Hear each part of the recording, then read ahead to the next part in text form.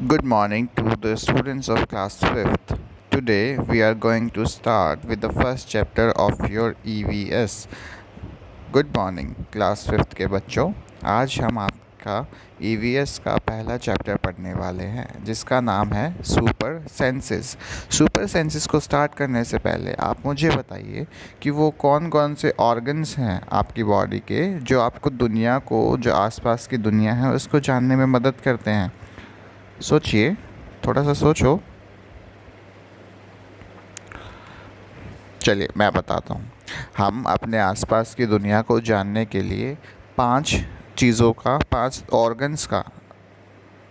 Organs की मदद लेते हैं जिसको हम सेंस ऑर्गन कहते हैं।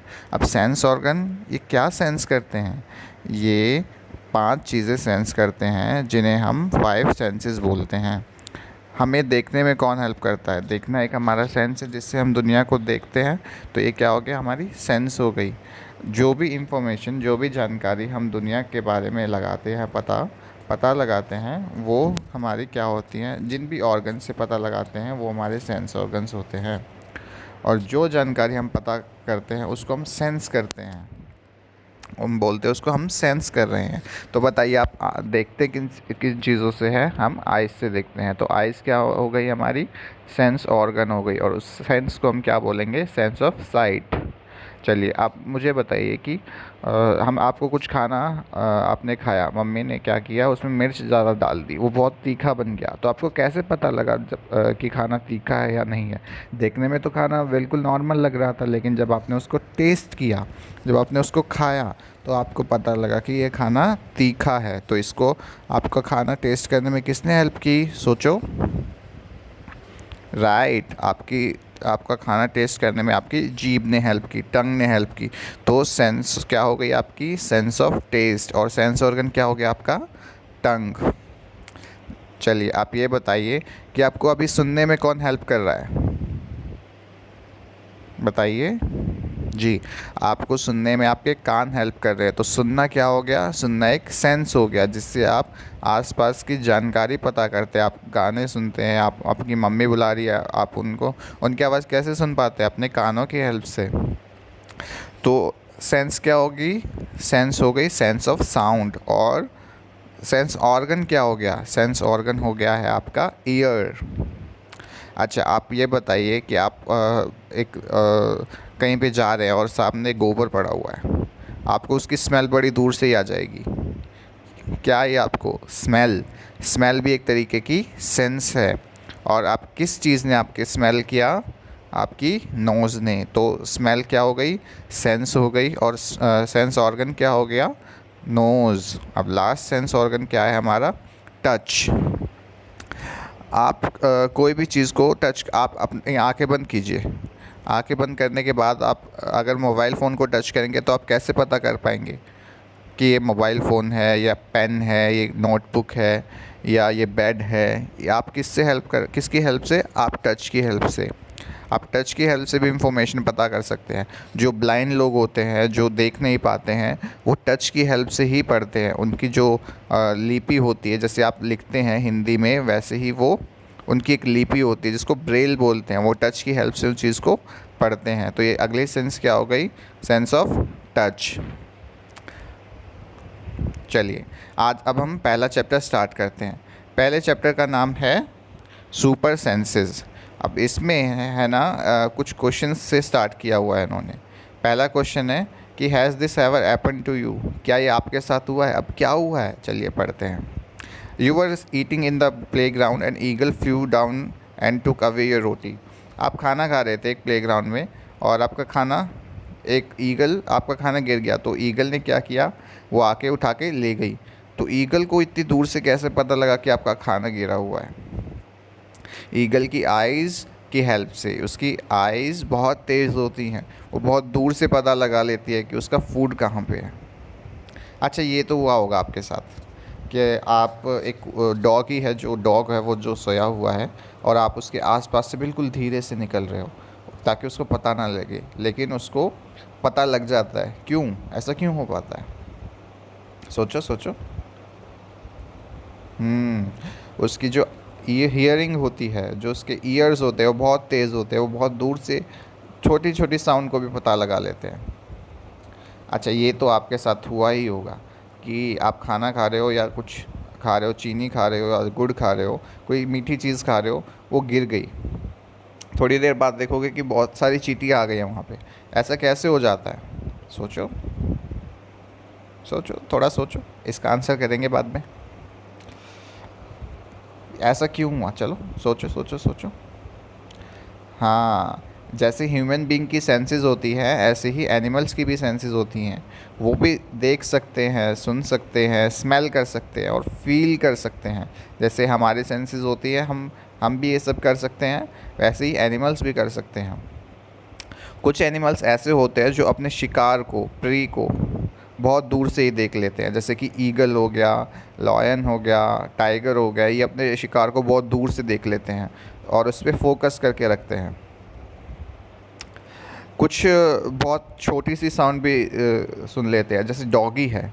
डॉगी को हम अपना फेथफुल एनिमल क्यों बोलते हैं? डॉगी हमारा जो है चोर को बहुत ध्यान से सुन लेता है, क्योंकि उसकी हेयरिंग बहुत ज़्यादा तेज़ होती है। रात को अगर आपके आसपास कभी चोर रहता है तो डॉगी भौंकने लगते हैं। ऐसा क्यों होता है? क्योंकि उसकी साउंड जो है, और साउंड जो है वो बहुत दूर दूर से सुन लेता है, उसके कान बहुत सेंसिटिव होते हैं।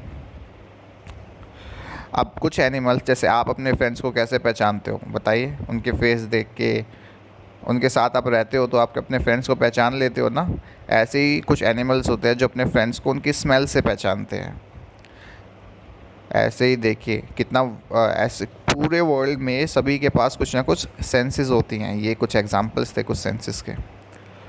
अब अच्छा, आप एक बात बताइए कि जो एक एंट होती है, चींटी होती है, वो अपने फ्रेंड्स को कैसे पहचानती है?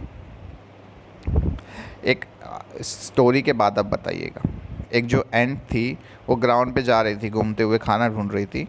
उसने एक एंट्स का ग्रुप देखा, दूसरी एंट्स का ग्रुप देखा दूसरी तरफ। तो जो फर्स्ट एंट थी, उसको लगा कि खतरा हो सकता है, वो भाग के अपने होल में चली गई। होल क्या हुआ? उसका घर होता है। The ant guarding the hole recognised it and let it in. जो एंट थी, होल को गार्ड कर रही थी, उसकी सिक्योरिटी गार्ड बन के खड़ी हुई थी, उसने उसको देखा और उसको अंदर आने दिया। ऐसा कैसे पॉसिबल हुआ? सोचो सोचो सोचो सोचो।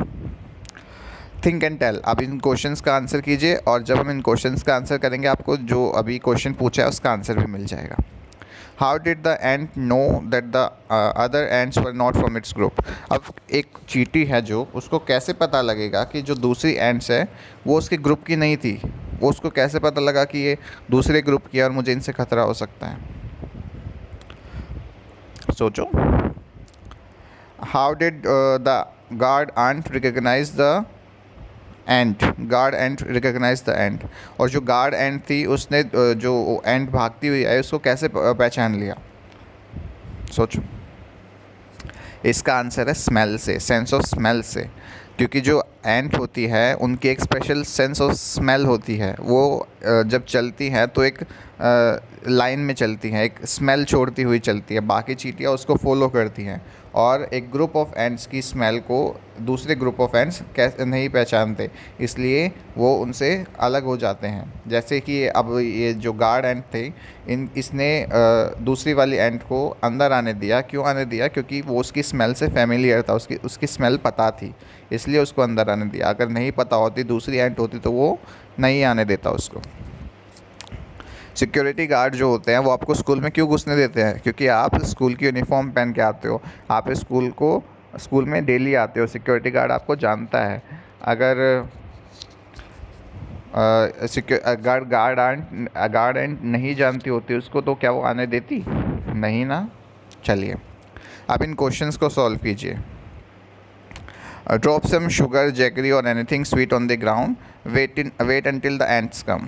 अब आप क्या कीजिए, थोड़ा सा अगर आप क्या करेंगे कि थोड़ा सा शुगर, गुड़, चीनी या कोई भी स्वीट थिंग अगर आप नीचे ग्राउंड पे गिरा देंगे तो क्या होगा? सोचो थोड़ा सा। मीठा गिराने के बाद क्या होता है? वहाँ पे एंट्स आ जाती है। How did it take for the ants to come? एक चींटी को आने में कितना टाइम लगा? आप करके देखिएगा, फिर बताइएगा। मैं आपको बता देता हूँ। वैसे एक चींटी को आने में कम से कम 10-15 मिनट तो लगेंगे ही। हाँ, it will take 10 to 15 minutes to for an ant to come at that particular sweet. Did one ant come first और a group of ant comes together? क्या एक चींटी पहले आई थी या बहुत सारे ग्रुप में चींटियाँ एक साथ आ गई थी? पहले एक ही चींटी आती है ना, वो सेंस करती है कि फूड कितना है और कहाँ पे रखा है, तो फिर वो वापस जाती है और ग्रुप्स ऑफ एंट्स को बुला के लेके आती है। What did the ants do with the food? अब एंट्स फूड के साथ क्या करती है? वो उसको फूड को उठा के लेके जाती है और अपने होल के अंदर स्टोर करके रखती है। Where did they go from? वो कहाँ पे जाती है वापस से? फिर अपने होल में जाती है, जो उसका घर होता है, वहाँ पे उससे फूड को स्टोर करके रखती है। Do they move in line? क्या वो एक लाइन में चलती हैं? Yes, they move in one line. जैसे कि मैंने पहले बताया था कि जो चींटियाँ होती है वो एक स्पेशल स्मेल छोड़ती हैं और बाकी सब चींटियाँ उसको फॉलो करती हैं। तो जैसे ही वो स्मेल छोड़ती हैं और उनको फॉलो करने लगती हैं बाकी चींटियाँ। अब आप है ना एक काम कीजिएगा कि जब वो मूव कर रही हों तो उनका जो रास्ता है उसको ब्लॉक कर दीजिएगा पेंसिल से, बिना उनको, बस ये मेक श्योर करना कि आप उनको मार ना दो। तो आप उनका जो पाथ है उसको देखना कि वो कैसे उसको साइड में से निकल के जाती है या कैसे जाती हैं, देखना, ऑब्ज़र्व करना। कई साल पहले साइंटिस्ट ने ये पता लगाया कि जो एंट्स होती हैं वो कैसे मूव कर पाती हैं। इसका आंसर था कि जो एंट्स होती है वो एक स्मेल छोड़ती हैं और वापस से, और बाकी जो एंट्स होती हैं वो उसको फॉलो करती हैं।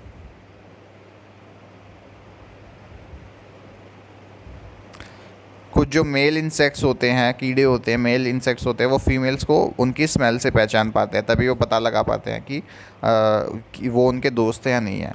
अब आप मुझे ये बताइए कि मच्छर काटते हैं आपको, और उनको कैसे पता लगता है कि आप कहाँ पे हो, कहाँ पे? रात को तो अंधेरे में लाइट ऑफ होती है, फिर उनको कैसे पता लग पाता है कि आप मच्छर या आप कहाँ पे सोए हैं? मच्छरों को कैसे पता लग पाता है कि आप कहाँ पे सोए हैं, कहाँ पे नहीं सोए हैं? इसका आंसर है कि आपकी जो हम सभी ह्यूमन बींग्स की, ये सब एनिमल्स की एक स्पेशल स्मेल होती है। मच्छरों को की जो नोज़ होती है वो बहुत सेंसिटिव होती है, वो पता लगा लेती है कि आप कहाँ पे हो, आपका जो बॉडी है वो कितना गर्म है, उससे भी पता लगा लेते हैं, आपकी स्मेल से भी पता लगा लेते हैं। चलिए, बाकी का चैप्टर हम अगली वीडियो में पढ़ेंगे। आप जो क्वेश्चंस हैं उनको ट्राई कीजिएगा और उनके आंसर्स लिखिए और मुझे बताइए।